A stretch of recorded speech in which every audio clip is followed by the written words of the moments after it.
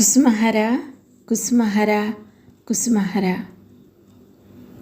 ఉపదేశామృతంలోని సాధక ధర్మములు శీర్షికలోని చివరి భాగంలోని మన హరప్రభుని మాటలను, హరప్రభుని సందేశములను విందాము. కుసుమహర. ప్రభు చేసే కార్యముల మంచి చెడ్డలు ప్రయత్నించకుండా నీ కాలమును ఆనందంతో వెళ్ళబుచ్చు. మనము ప్రార్థన చేయడానికి వచ్చాము. అదే మన ముఖ్య ధర్మము. ఇందులో ప్రభువు మనకు సహాయం చేస్తాడు. ఆయన మూర్ఖత్వం వల్ల ప్రభువు బాధ్యతలు మనము నెత్తిమీద పెట్టుకో సిద్ధపడుతున్నాము. మన ధర్మముల పట్ల అతని ఆదేశములు మర్చిపోతున్నాము. ఏమి తినడం, ఏమి కట్టుకోవడం అనే ఆలోచనలో రాత్రింబగళ్ళు మునిగి ఉన్నాము. ఈ విధంగా మన ధర్మములు మనము ఉపేక్ష చేస్తున్నాము. హరి అనడం నా విధి, నేను హరి అంటాను, నేను ఎందుకు అనాలి, దానివల్ల ఫలమేమిటి అని ప్రశ్నించడము, ఫలమును కనిపెట్టడము అనవసరము. లోతు నీళ్లలో చేప కనపడదు. గాలము, తాడు ఒక్కొక్కన నా చేతిలో ఉన్నది. తాడు లాగకుండా చేప లేదనుకుని గాలమును నిరాశతో వదిలిపెడితే గాలము పోతుంది, చేప దొరకదు. నామస్మరణ వల్ల శ్రీకృష్ణుడు దొరుకుతాడో దొరకడో అని నామస్మరణ మానివేస్తే గాలపు వేటగాని వల్లనే నేను సర్వమును పోగొట్టుకుని ఏడుస్తాను.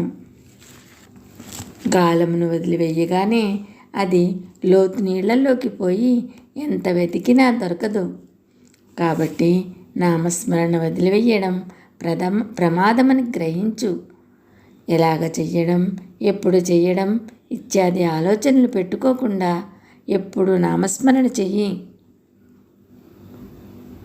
శక్తి వంచన లేకుండా నీకు తోచినట్లు నామస్మరణ చెయ్యి. ఎవరి నామము స్మరిస్తున్నావో వాడే దానిని సరిచేస్తాడు. ఆ విషయమై నీవు బెంగ పెట్టుకోనక్కర్లేదు. ఒకడు భాగ్యవంతుడైతే అతనికి సేవకుల యొక్కయు స్తోత్ర పాఠకుల యొక్కయు లోటు ఉండదు. వారంతట వారే అతని చుట్టూ చేరతారు. అదేవిధంగా ఎవడు నామస్మరణలో భాగ్యవంతుడవుతాడో వాడికి తదనుగుణమైన వస్తువులన్నీ వాటంతటా అవే అతని చుట్టూ చేరుతవి.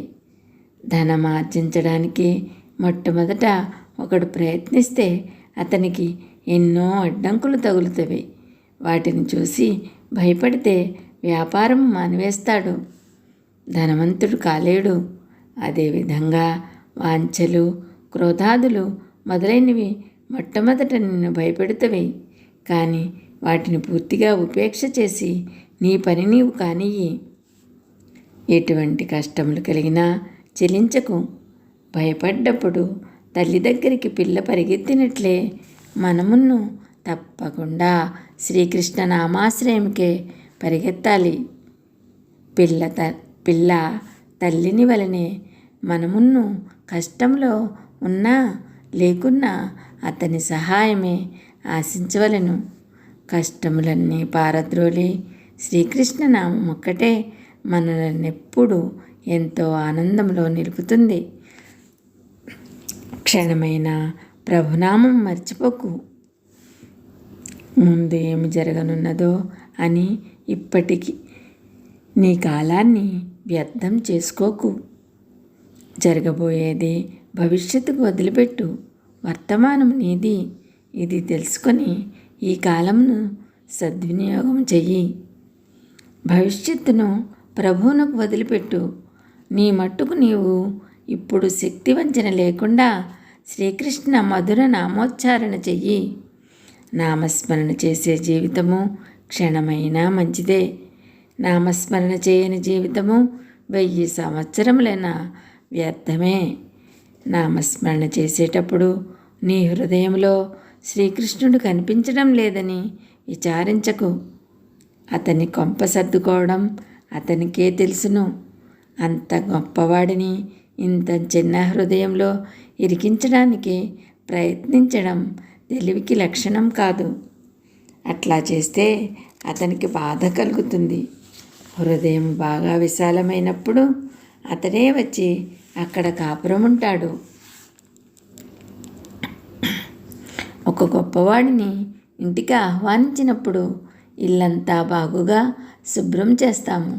అతడిని బాగా ఆదరించడానికి ఎంతో జాగ్రత్త తీసుకుంటాము. అదేవిధంగా నీ ఇంటికి శ్రీకృష్ణుని ఆహ్వానించవలనంటే దానిని నీవు బయట లోపల బాగుగా కడిగివేసి శుభ్రం చేయవలను. రాత్రింబగళ్ళు అతడిని గురించే ఆలోచించవలను. అతడిని ప్రేమించే వారిని చాలామందిని నీ దగ్గర పెట్టుకోవలను. ఈ లోకము సత్రము వంటిది, అందాక ఉండే ఇల్లు. ఇందుకు సందేహం లేదు. ఈ సంగతి మనస్సుకు పట్టించుకో. చేయదలుచుకున్నది శీఘ్రముగా చెయ్యి. ఒకనాటి సాయంకాలము ఒక సాధు భిక్షకుడు ఒక భాగ్యవంతుడి ఇంటికి వెళ్ళి రాత్రి భాగము అక్కడ గడుపుటకు అనుమతి కోరెను. కోపంతో గృహ యజమాని అన్నాడు కదా, ఇది సత్రం కాదయ్యా, ఇల్లు అని. సాధువు అందుకు కోపగించలేదు. నవ్వుతూ మళ్ళీ అడిగాడు, అలాగా, ఇది సత్రం అనుకున్నాను. అయితే ఈ ఇల్లు ఎవరు కట్టారో నేను అడగవచ్చునా? గృహయజమాని నా ముత్తాత అని సమాధానం చెప్పాడు. సాధువు మళ్ళీ అడిగాడు, నేను అతన్ని చూడవచ్చునా అని. దానికి సమాధానం ఇది, అతడు చనిపోయాడు. అతని తర్వాత ఈ ఇంట్లో అతని కొడుకు ఉండేవాడు. తర్వాత నా తండ్రి ఉండేవాడు. నా తండ్రి చనిపోయిన పిమ్మట ఈ ఇంటిలో కాపురం చేయడానికి నేను వచ్చాను. నా తర్వాత నా కొడుకులు వస్తారు. ఈ మాటలు విని సాధువు నవ్వి అన్నాడు కదా, అయ్యా, ముందు వచ్చిన వాళ్ళందరూ దీనిని మళ్ళీ వదిలిపెట్టవలసి వచ్చింది. నీవును దీన్ని వదిలిపెట్టేవాడవే. ఇది సత్రం కాక ఇంకేమిటి? అందాక ఉండేందుకే కదా ఇది. ఈ మాటలు వినగానే గృహ యజమానికి బుద్ధి వచ్చింది. తన తప్పు ఒప్పుకున్నాడు. ఆ సాధువును సత్కరించి ఆదరించాడు. అందుకని నేను చెప్తున్నాను, ఈ లోకం సత్రం కాక ఇంకేమీ అవుతుంది. ఎవ్వరూ ఇక్కడ శాశ్వతంగా ఉండరు. ఈ విధముగా ఈ లోకమును గ్రహించు. చర్చలు, కలహములు వదిలిపెట్టు. నిర్మల హృదయంతో శ్రీహరిని తలుచుకో. లేకుంటే కష్టముల పాలవుతావు, తప్పదు. కామిని కాంచనములు జయింపశక్యము కాని శత్రువులు. బలము వల్ల వారిని వశపరుచుకోలేవు. ఒక్కటే ఉపాయం ఉంది. వారి అధికారం ఒప్పుకో. ఇలాగ చెయ్యి. చేస్తే కొంతకాలానికి వాళ్ళ వాడవేనని ఊహించి నిన్ను నమ్మి అన్ని శక్తులు నీకు ఇస్తారు. ఈ శక్తులు వచ్చిన పిమ్మట సమయంను కనిపెట్టి సరైన క్షణమందు వాళ్లను సంహరించు. అప్పుడు విజయం నీకు చేకూరుతుంది. ఆనందం నీకు కావలిస్తే ప్రభువును నమ్ముకో. అతన్ని ప్రేమించు. అతనిని గురించిన ప్రసంగములలో నిమగ్నుడవై ఉండు. ప్రపంచ ప్రసంగములలో విషయం తప్ప ఇంకేమీ లేదు. అవి ఎంత మధురంగా కనిపించినా సరే. ఏకాంతవాసముని ఇష్టపడు. చెరసాల నుండి తప్పించుకోదలిచిన వాడు రహస్యముగా తప్పించుకునే ఉపాయములు ఆలోచిస్తాడు. తాను తప్పించుకొని పారిపోదలిచినట్లు బహిరంగంగా చెబితే ఎప్పుడూ అతడు తప్పించుకోనే లేడు. సరికదా, శిక్ష ఎక్కువ అవుతుంది. అందుకని నేను చెప్తున్నాను, రహస్యముగా ఉండి పని చెయ్యి. బృందావనంలో ఈ దాగుడు మూతలు చాలా బాగా ఉన్నవి. అందుకనే అన్ని సాధనల కన్నా ఈ దాగుడు మూతల ప్రాముఖ్యత ఎక్కువగా ఉంటుంది. బృందావనమందలి ఈ భావమును స్వీకరించు. నీ మనస్సులో నీవనుకో, ఎప్పుడో కదా ఈ పురుషత్వము నాకు పోయి ప్రకృతినవుతానో అని. చూడు ఎంత కొంటితనము ఇందులో ఉన్నదో. దాగుడు మూతలాటలో సరదా చాలా ఉంది. అందుకనే వ్రజనాథుడు అంతగా వానిని ప్రేమిస్తాడు. దీనులకు దిక్కెవరు? భక్తులెక్కడ ఉండుటకు సంతోషపడతారు? పాపులెక్కడ తమ నరక బాధలను మర్చిపోతారు, దాని నుండి తప్పించుకుంటారు? లోకమును వదిలిపెట్టిన సన్యాసి ఈ లోకంని అంటుపెట్టుకునే ఉండేవాడు హెచ్చుతగ్గులు లేకుండా ఎక్కడ ఉంటారు? నిజముగా తెలివైన వాడైన శ్రీకృష్ణుని దగ్గరే. నా నిత్యానందుడు తెలివైన వారిలోకెల్లా చాలా తెలివైనవాడు. అందుకనే అందరూ భక్తులు పాపులు సమానముగా అతడిని కోరతారు. ఈ విశ్వమంతా ఒక మూల నుంచి ఒక మూల వరకు, మహోన్నత పదవుల నుంచి నీచ పదవుల వరకు అంతా నిశ్శేషముగా కలయవెదకు. ఇక్కడున్న సర్వము నీటిలోనున్నవి కానీ, నేల మీదనున్నవి కానీ, చేతనములు కానీ అచేతనములు కానీ, చరములు కానీ అచరములు కానీ సర్వమును నిత్యానందుని కోసమే ఆదుర్దాపడుతున్నవి. అందువల్లనే నిత్యానందుని ప్రేమ వల్ల గౌరాంగుడు ఉన్మత్తుడయ్యాడు.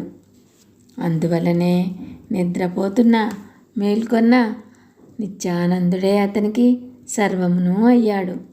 నామస్మరణ మరువకు నామమును ప్రకటించిన నిత్యానందుని గౌరాంగ ప్రభువును మరువకు. ఈ లోకమునకు నిత్యానందుని గౌరాంగుని తీసుకువచ్చిన అద్వైత ప్రభువుని మనసారా ప్రేమించడం మానకు. భర్త తల్లిదండ్రుల ఎడల గౌరవము చూపని భార్య భర్త యొక్క ప్రేమ గౌరవమును పొందలేదు. అదే విధముగా అద్వైత చంద్రుని ఎడల తగిన గౌరవభావం లేనివారు ప్రభు ప్రేమలో సుఖమును చూడలేరు. అందుకని నేను చెప్తున్నాను, ఈ ముగ్గురి ఎడల నిర్మలమైన ప్రేమ కలిగి ఉండు. నిత్యానందుని ఎడల, గౌరాంగుని ఎడల, అద్వైతుని ఎడల. తాను పొడి నీళ్ళ మీద అంతసేపు నిలబడి పల్లెవాడు వలవేసి లోతు నీళ్లలో చేపను పట్టుకోగలడు. అదే విధముగా ఎవరైనా పట్టుకోరాని వారిని పట్టుకోదలుచుకుంటే శ్రద్ధ అనే పొడిగానున్న కొండ మీద అతను నిలబడి నామస్మరణ అనే వల వేయవలెను. మొదట కొన్ని మార్లు వల వేస్తే ఏమీ దొరకకపోవచ్చు, కానీ అతడు నిరాశ చెందరాదు. పట్టుదలతో పనిచేస్తే ఇప్పుడో ఎప్పుడో పట్టుకోరాని వాడిని తప్పకుండా పట్టుకుంటాడు. ఇందుకు సందేహం లేదు. మందు పుచ్చుకున్నంత మాత్రమున చాలదు, దానితో పాటు కొన్ని నిబంధనలకు లోబడి ఉండాలి. అదే విధముగా సంసార బంధమనే జబ్బు కుదరడానికి, సంతృప్తి పొందడానికి పైన చెప్పిన నిబంధన ప్రకారము మనుష్యులు నడుచుకోవాలి. నామస్మరణ చేస్తూ ఉండి ముఖ్యమైన నిబంధనలు కొన్ని పాటించాలి. వీటిని అనుసరించడం వల్ల హృదయం నిర్మలమై నిష్కళంకమవుతుంది. అటువంటి హృదయంలో ప్రేమమూర్తి అయిన హరి నివాసం ఏర్పరచుకుంటాడు. అప్పుడు పొందరానిదేదీ ఉండదు. అన్ని అభీష్టములు తీరుతవి. ఆత్మకు శాంతి విశ్రాంతి కలుగుతుంది అని చెప్తున్నాడు మన హరప్రభువు. ఈ సాధక ధర్మములు శీర్షికలోని మన హరప్రభుని మాటలను, హరప్రభుని సందేశములను విన్నాము కదా. ఈ సాధక ధర్మములు శీర్షిక ఇంతటితో సమాప్తము. తర్వాతి శీర్షిక రాధాకృష్ణ తత్వము. తర్వాతి శీర్షికలోని మన హరప్రభు మాటలను విందాము. కుసుమహర కుసుమహర కుసుమహర